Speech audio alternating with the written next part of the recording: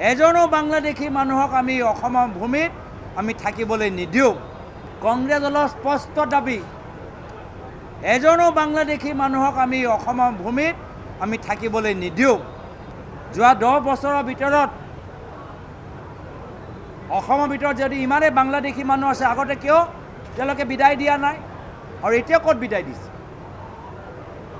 এই উচ্ছেদৰ কাৰ্যসূচীত বাংলাদেশী নাম লৈছে, বাংলাদেশী নাম লৈ উচ্ছেদ কৰিবলৈ এটা প্ৰচাৰ চলাইছে।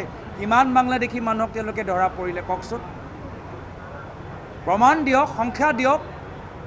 1জন, 2জন, 10জন, 20জন, 100জন, 500জন, কিমান বাংলাদেশী মানুহ তেওঁলোকে অসমৰ পৰা ভাৰতৰ পৰা ডিপৰ্ট কৰিছে কওকচোন? কংগ্ৰেছ দলৰ স্পষ্ট দাবী, এজনো বাংলাদেশী মানুহক আমি অসমৰ ভূমিত আমি থাকিবলৈ নিদিওঁ। কিন্তু বাংলাদেশীৰ নামত ভাষিক সংখ্যালঘু মানুহ হওক, ধৰ্মীয় সংখ্যালঘু মানুহ হওক, আমি বিজেপি চৰকাৰক অন্যায় অত্যাচাৰ কৰিবলৈ নিদিওঁ।